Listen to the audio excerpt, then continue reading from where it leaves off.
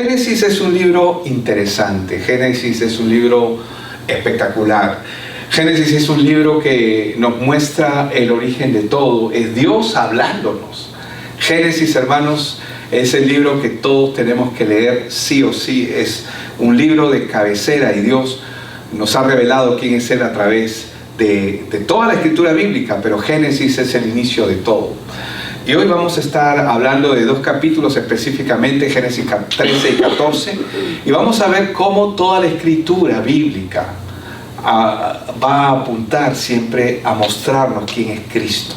Es increíble que ver a través de la vida de Abraham, a través de los eventos que ellos comienzan a pasar, vamos a ver que hay una sombra del Mesías, y a través de ello nosotros vamos a ir descubriendo a Cristo a través del libro de Génesis. Esa es la razón por la cual nos interesa que usted preste atención siempre a lo que Dios quiere hacer.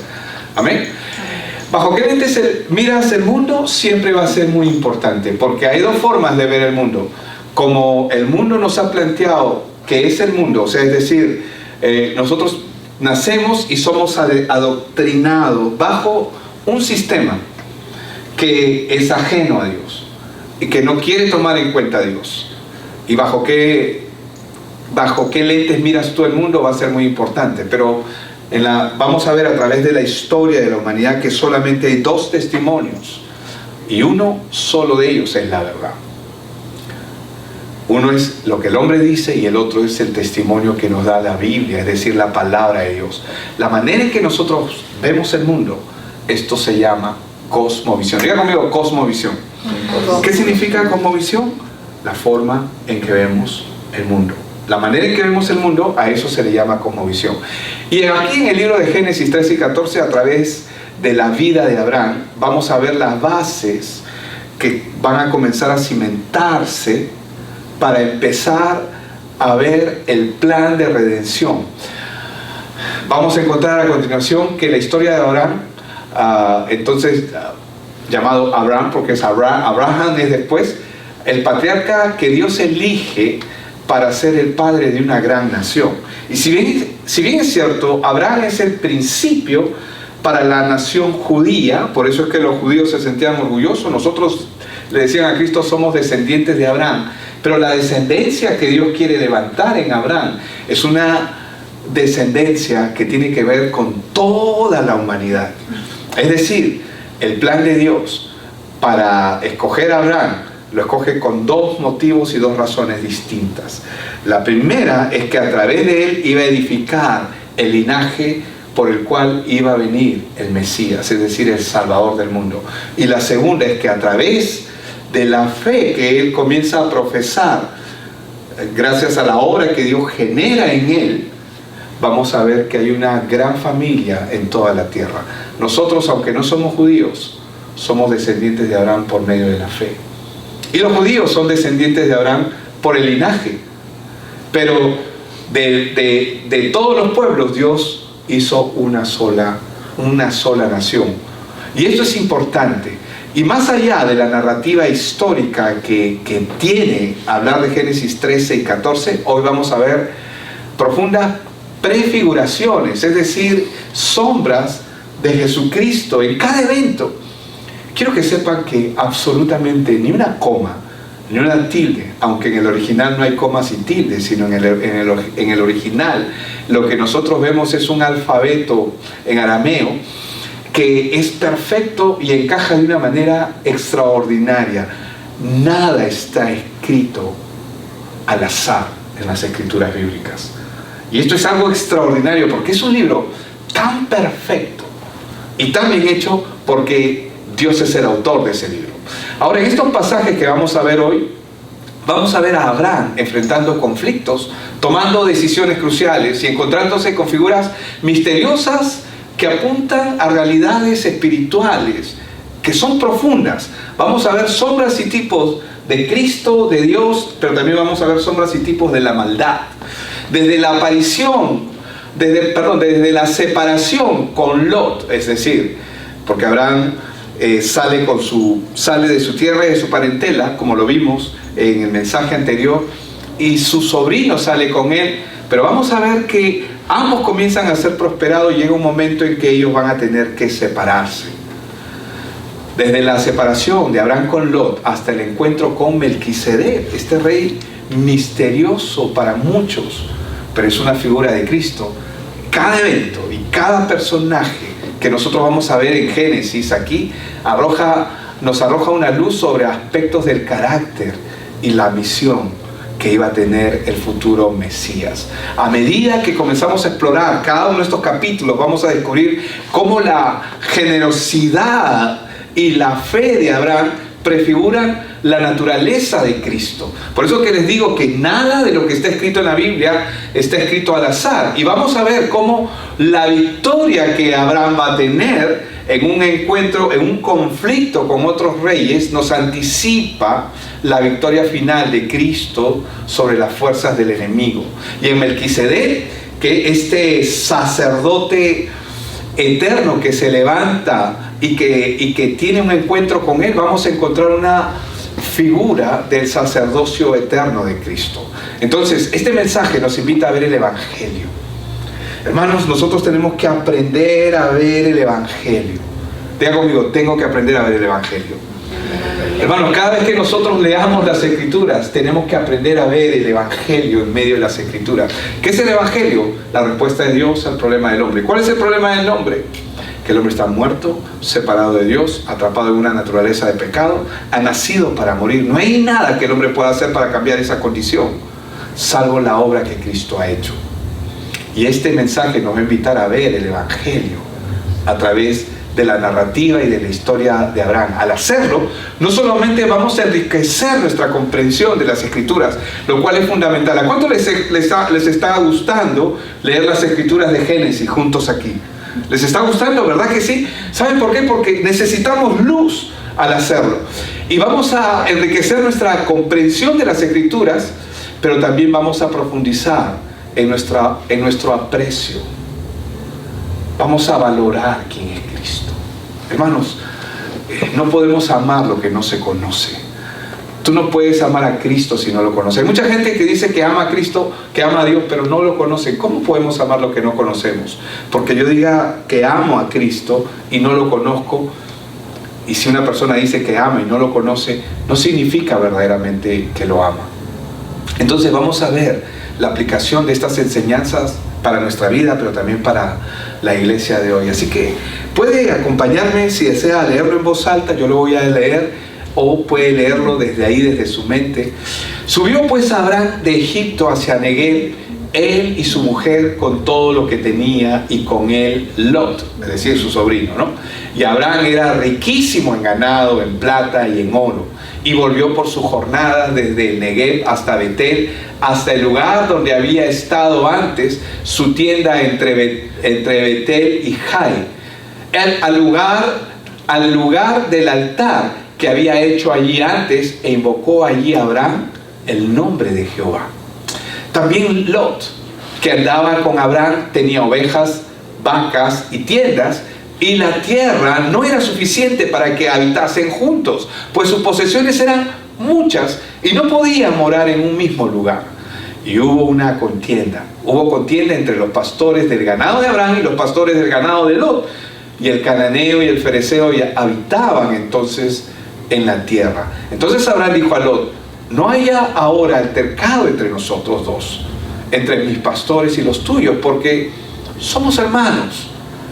¿No está toda la tierra delante de ti? Yo te ruego que te apartes de mí. Si fueres a la mano izquierda, yo iré a la mano derecha, ¿no? Si fueres a la mano izquierda, yo iré a la mano derecha. Y si tú a la derecha, yo hacia la izquierda. Y alzó Lot sus ojos y vio toda la llanura del Jordán, que había en ella era de riego, como el huerto de Jehová, como la tierra de Egipto, en la dirección de Zoar, antes que destruyese Jehová a Sodoma y a Gomorra. Entonces Lot escogió para sí toda la llanura del Jordán, y se fue Lot hacia el oriente, y se apartaron el uno del otro. Abraham acampó en la tierra de Canaán, en tanto que Lot habitó en las ciudades de la llanura, y fue poniendo sus tiendas hasta Sodoma. Mas los hombres de Sodoma eran malos, y pecadores contra Jehová en gran manera. Y Jehová dijo a Abraham, después que Lot se apartó de él: alza ahora tus ojos y mira desde el lugar donde estás hacia el norte y hacia el sur, y al oriente y al occidente, porque toda la tierra que ves la daré a ti y a tu descendencia para siempre, y haré tu descendencia como el polvo de la tierra, que si alguno puede contar el polvo de la tierra, también su descendencia será contada. Levántate, ve por la tierra a lo largo de ella y a su ancho, porque a ti te la daré. Abraham, pues, removiendo su tienda, vino y moró en el encinar de Mamre, que está en Hebrón, y edificó allí altar a Jehová. Aconteció en los días de Amrafel, rey de Sinar, Arioc, rey de Elazar, Kedorlaomer, rey de Elán, y Tidal, rey de Goim, que estos hicieron guerra contra Bera, rey de Sodoma, contra Birsa, rey de Gomorra, contra Sinab, rey de Adma, contra Semeber, rey de Seboim, y contra el rey de Bela, la cual es Zoar. Todos estos se juntaron en el valle de Sidín, que es el mar salado. 12 años habían servido a Kedorlaomer, y en el 13º se rebelaron. Y en el año 14 vino Kedorlaomer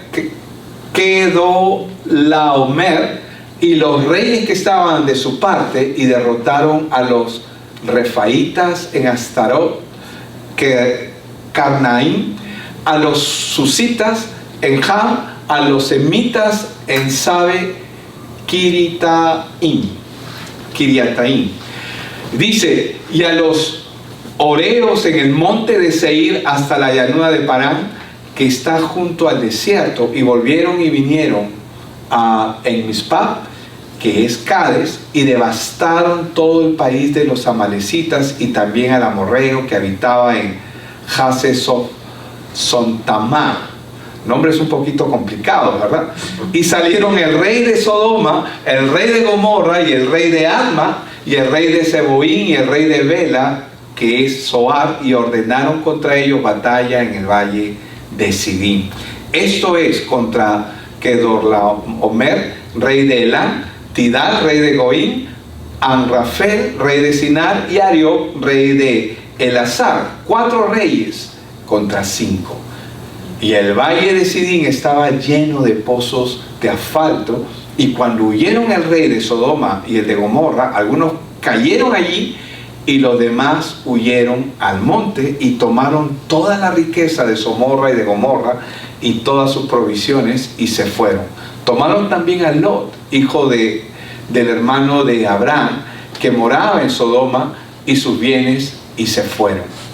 Y vino uno de los que escaparon y lo anunció a Abraham, el hebreo, que habitaba en el encinar de Mamre, el amorreo, hermano de Escol y hermano de Aner, los cuales eran aliados de Abraham. Oyó Abraham que su pariente estaba prisionero, es decir, Lot, y armó a sus criados, los nacidos de su casa, 318, y los siguió hasta Dan, y cayó sobre ellos de noche él y sus siervos, y les atacó, y les fue siguiendo hasta Oba, al norte de Damasco, y recobró todos los bienes, y también a Lot, sus parientes y sus bienes, y las mujeres y demás gente. Cuando volvía de la derrota de Kedorlaomer y de los reyes que con él estaban, salió el rey de Sodoma a recibirlo al valle de Sabe, que es el valle del rey. Entonces Melquisedec, rey de Salem y sacerdote del Dios Altísimo, sacó, ¿qué sacó? Pan. Hermanos, aún la cena del Señor no se había establecido, aún tampoco se habían establecido los sacrificios del Cordero. Pero sin embargo, aquí vemos que Melquisedec, rey de Salem y sacerdote del Dios Altísimo, ¿qué es lo que saca? Pan y vino, sabiendo lo que iba a ocurrir en el futuro. El pan y el vino no es otra cosa que la celebración de la cena del Señor. Esto a mí me emociona mucho ver este punto, porque estamos hablando del inicio de todo, y aún todavía no está, hay muchas cosas que todavía no se han dado, pero acá vemos que este Melquisedec, rey de Salem y sacerdote del Dios Altísimo, sacó pan y vino y le bendijo diciendo: bendito sea Abraham del Dios Altísimo, creador de los cielos y de la tierra, y bendito sea el Dios Altísimo que entregó tus enemigos en tu mano y le dio a Abraham los diezmos de todo. Entonces el rey de Sodoma dijo a Abraham: dame las personas y toma para ti los bienes. Y respondió Abraham al rey de Sodoma: he alzado mi mano a Jehová, Dios Altísimo, creador de los cielos y de la tierra, que desde un hilo hasta una correa de calzado nada tomaré de todo lo que es tuyo, para que no digas: yo enriquecí a Abraham, excepto solamente lo que comieron los jóvenes y la parte de los varones que fueron conmigo, Abner, Escol y Manré, los cuales tomarán su parte. ¿Qué es lo que podemos ver aquí? Si bien es cierto, para muchos cuando leemos estos textos pueden sonar un poco enredosos, porque hay mucho allí, pero estos textos están llenos de una riqueza espiritual, y aparte que son narrativa y son historia, hay mucho de lo que Dios nos quiere hablar. Primero vamos a hablar de la generosidad del Mesías, es decir, el sacrificio que prefigura, que nos muestra quién es Cristo. En el primer punto, ¿qué es lo que vimos? Examinamos cómo la generosidad y el espíritu del sacrificio de Abraham prefiguran la naturaleza sacrificial de Cristo. ¿Qué es lo primero que vimos? Vimos a Abraham que sale con Lot y le dice: mira, toma tú la tierra, alza tus ojos, y si tú vas hacia la derecha, yo voy a ir hacia la izquierda. Y si tú vas hacia la izquierda, yo voy a ir hacia la derecha. Le da a Lot elegir el lugar donde ellos se van a establecer, porque estaban creciendo. Y ya sus pastores, es decir, los pastores de sus ovejas y sus ganados, estaban creciendo y ya estaban entrando en conflicto unos con otros. Lo interesante es que cuando Lot levanta sus ojos, él se va por la tierra que parece la tierra más bendita, es decir, por los pastizales. Él escoge la mejor tierra. Sus ojos están puestos en las cosas terrenales. Por eso es que se va por ese lado. Pero a Abraham no le importa qué decisión va a tomarlo. ¿Por qué no le importa? Porque Abraham sabe quién está con él. Y no importa el lugar donde nosotros estemos, si Dios está con nosotros, mayor es el que está con nosotros que el que está en el mundo. No sé si me hago entender. No importa si aparentemente lo que estamos viviendo es algo injusto para muchos. O algunos podrían pensar: no, es que ¿por qué yo no puedo obtener esto? Y otros, ¿cómo pueden tener tanto? O cosas que a veces la gente se hace ideas. Pero si tú estás en el Señor, tú tienes que saber que tu bendición no está en lo que tienes, está en con quién estás. Y Él se va a encargar de proveer. Ahora, en este primer punto examinamos cómo la generosidad y el espíritu de sacrificio de Abraham prefiguran la naturaleza de Cristo, la naturaleza sacrificial de Cristo. ¿Cómo es esto? Abraham le ofrece a Lot la primera elección de la tierra, renunciando él a sus derechos. Esta acción nos va a reflejar la humillación de Cristo. Cristo, cuando viene a esta tierra, dice que Él se despojó de su naturaleza divina. Se despojó de su naturaleza y se hizo hombre como nosotros. Esto con el propósito de ¿qué? De venir para rescatar en este caso al hombre. Por eso es que en Filipenses 2:5 al 9 claramente nosotros podemos ver esto. Dice: haya pues en vosotros este sentir que hubo también en Cristo, el cual, siendo en forma de Dios, dice, no estimó el ser igual a Dios como cosa que aferrarse, sino que se despojó a sí mismo, tomando forma de siervo, hecho semejante a los hombres, y estando en la condición de hombre, se humilló a sí mismo, haciéndose obediente hasta la muerte y muerte de cruz. ¿Y qué es lo que podemos ver acá? Que Dios recompensa la generosidad de Abraham, porque él podía haberle dicho a Abraham: toma tú ese lugar, vete tú por allá y yo me iré por acá. Pero no, Él le da a escoger a él. Y Abraham, la generosidad de Abraham con una promesa renovada, así como Dios también exaltó a Abraham, lo bendice a Abraham, porque vemos que lo llama a un lado y le dice, mira toda la tierra porque todo esto te daré. Vemos la bendición de él, vemos la exaltación de Cristo. Por lo cual dice, Dios también le exaltó hasta lo sumo, hablando de Cristo, y le dio un nombre que es sobre todo nombre. Usted sabe que nuestras oraciones tienen que ser en el nombre de Jesús. Nuestras oraciones sin el nombre de Jesús no tienen validez. ¿Por qué nosotros oramos en el nombre de Jesús? Porque Jesús es quien venció el pecado, derrotó el pecado y derrotó la muerte. Por eso es que todas nuestras oraciones tienen que ser, se dan, por eso en el nombre de Jesús. Por eso es que Jesús dijo, todo lo que pidieras al Padre en mi nombre, lo haré. Por eso es que cuando oramos en el nombre de Jesús. Dice, para que en el nombre de Jesús, voy a leerlo otra vez, dice, por lo cual Dios también le exaltó hasta lo sumo y le dio un nombre que es sobre todo nombre, para que en el nombre de Jesús se doble toda rodilla de los que están en los cielos, en la tierra y debajo de la tierra, y que toda lengua confiese que Jesucristo es el Señor, para gloria de Dios Padre. La generosidad de Abraham nos muestra una sombra del sacrificio de Cristo, quien renunció, en el caso de nuestro Señor, a su gloria celestial para ofrecernos salvación. Se hizo hombre como nosotros. Ahora, miremos esto en paralelo con la obra de Cristo también en el Nuevo Testamento.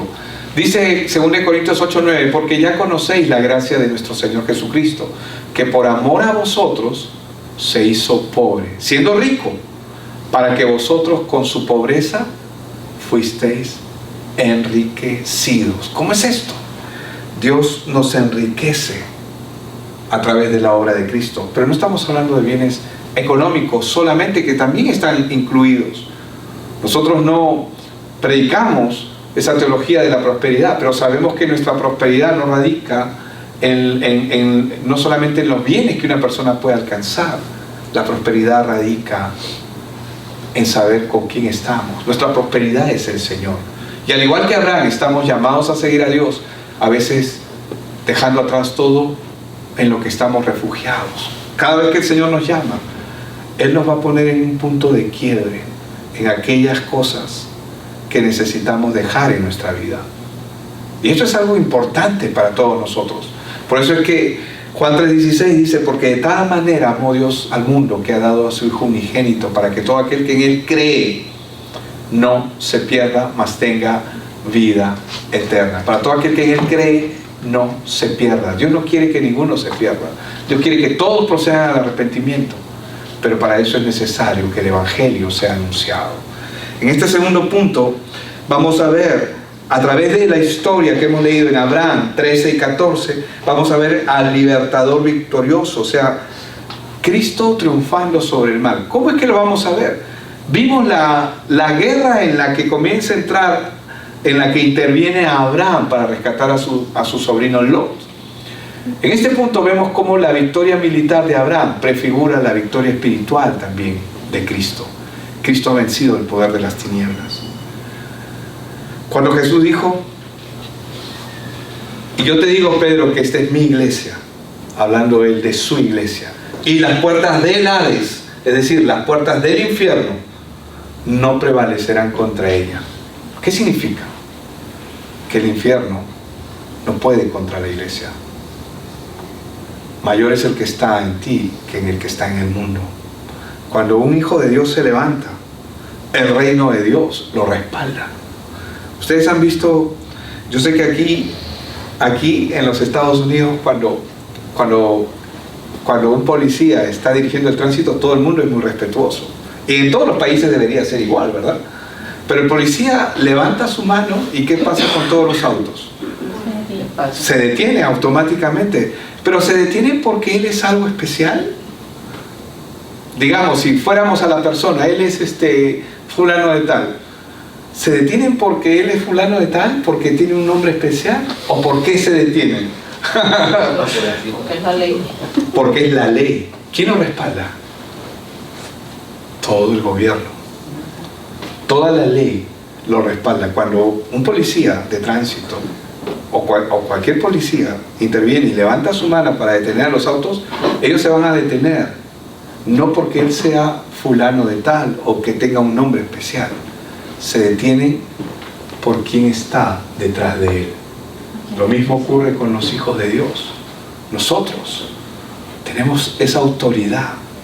Y Abraham prefigura esa victoria espiritual de Cristo sobre las fuerzas del mal. Cuando un creyente se levanta, hermanos, hay poder en la palabra, pero hay poder en la palabra del Evangelio, en lo que el Evangelio puede hacer. Satanás tiembla cuando un creyente que sabe quién es él o quién es ella se levanta, porque él sabe que las palabras que pueden salir de ese creyente van a trastornar el mundo, van a traer a gente a los pies de Cristo. Satanás no le tiene temor a quien no conoce su condición, pero sí le tiene temor a aquellos que saben quién es Dios, quién nos respalda y el poder que tiene el Evangelio.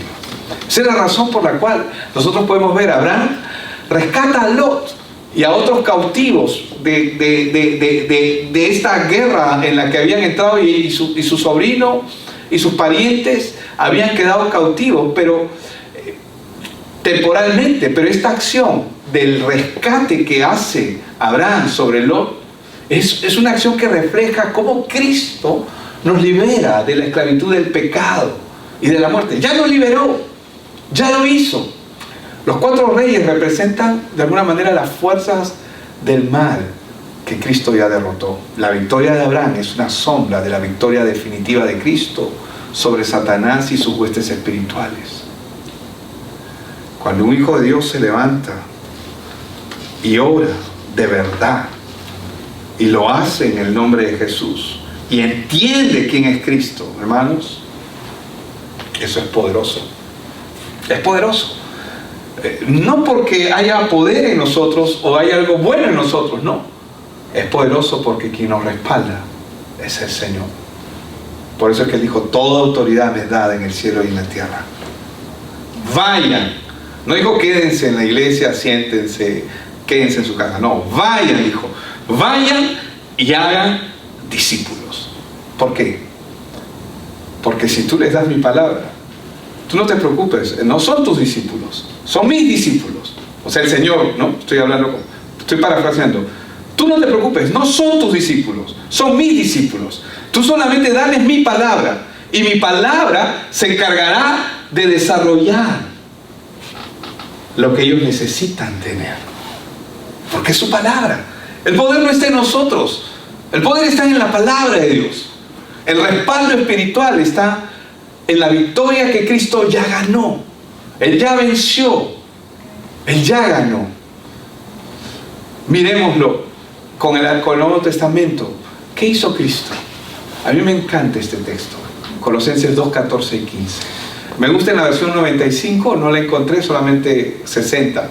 Pero él dice: Cristo anuló. Él anuló el acta de los decretos que había contra nosotros. ¿Sabes? Cuando una persona nace en este mundo, nace con un acta debajo de su mano. Digamos que este sea un acta, ¿no?, que le da derecho legal a Satanás de hacer lo que quiera con esa persona, porque le pertenece. Pero con la obra de Cristo, lo que Jesús hizo fue rompió y anuló el acta de los decretos que había contra nosotros, que nos era contraria, quitándola de en medio y la clavó en la cruz. ¿Sabes lo que eso significa?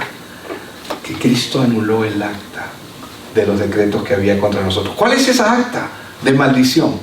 Todo aquello en lo que Satanás tenía señorío, poder y autoridad. Todo aquello en lo que Satanás tenía poder y dominio para mantenernos arraigados al pecado. Cristo anuló esa acta. Es como que Él agarró y nos abrió la puerta de la cárcel en la que estábamos cautivos. ¿Qué vas a hacer con tu libertad?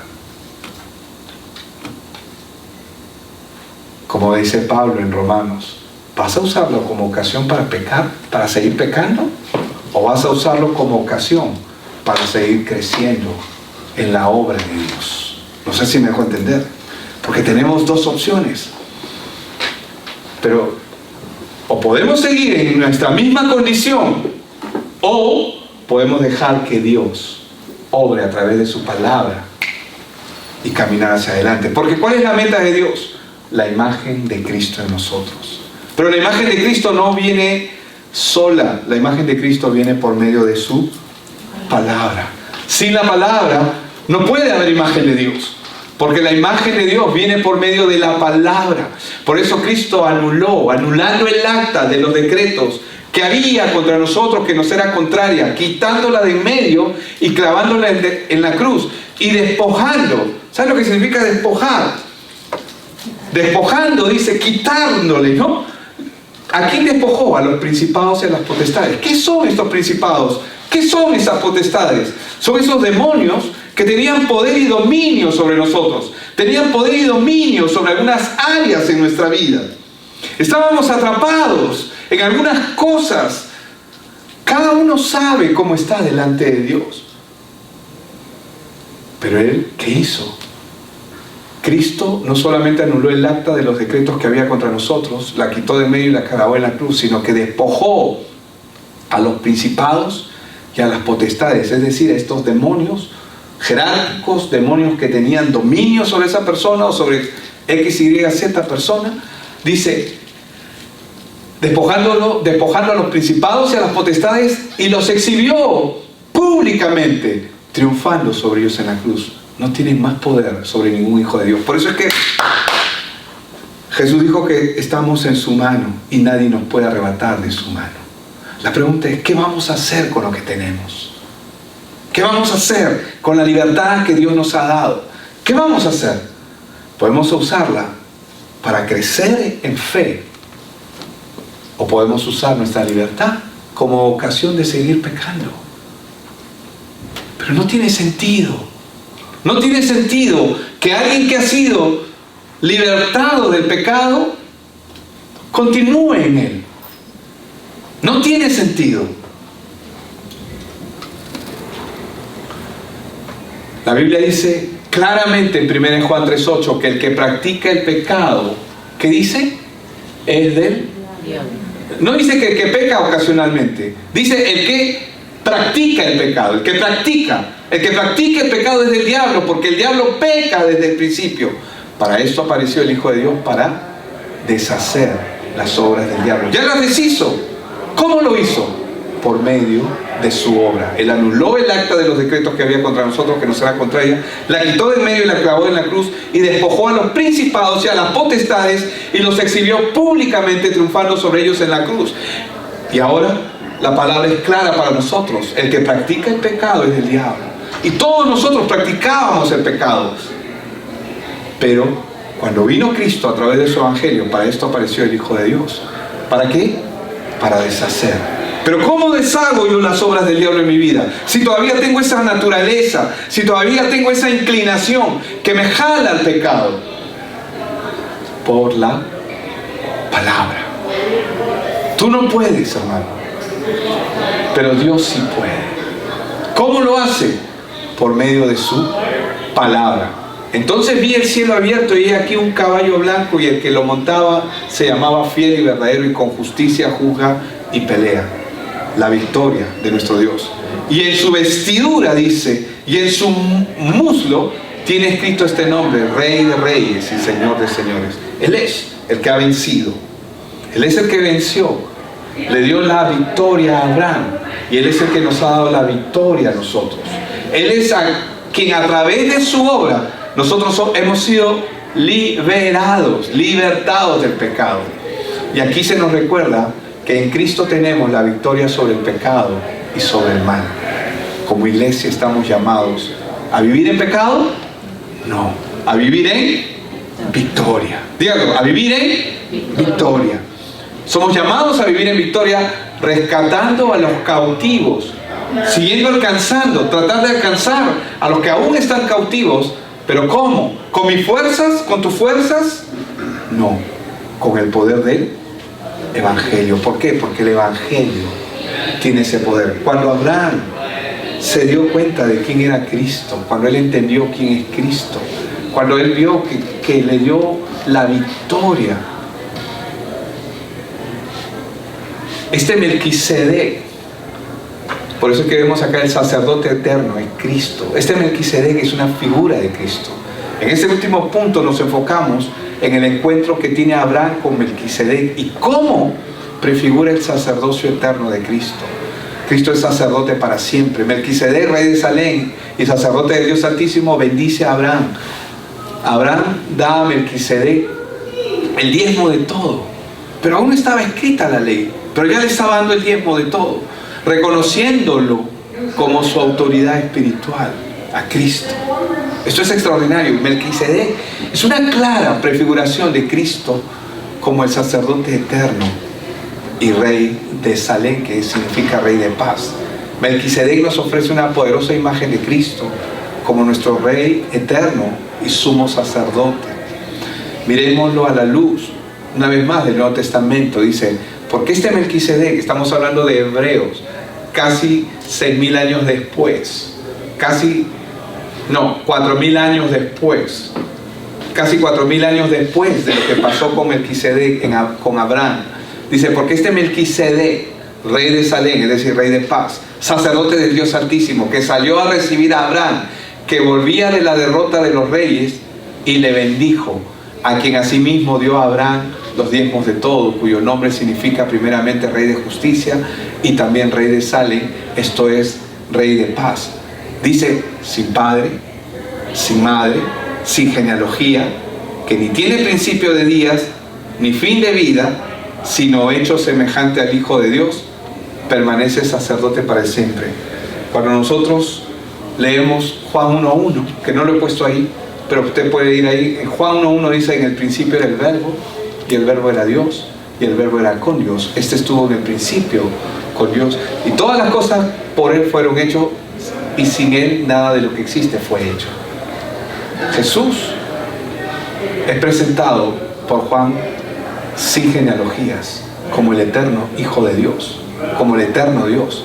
Y aquí cuando vemos a Salem dice sin padre, sin madre, sin genealogía. ¿Por qué? Porque es eterno. Melquisedec es una figura de Cristo, amén, que permanece sacerdote para siempre. Jesús es nuestro gran sumo sacerdote. En Hebreos 4:14 dice, por tanto, teniendo un gran sumo sacerdote que traspasó los cielos, Jesús, el Hijo de Dios, retengamos nuestra profesión, porque no tenemos un sumo sacerdote que no pueda compadecerse de nuestras debilidades, sino uno que fue tentado en todo, según nuestra semejanza, pero sin pecado. Y claramente,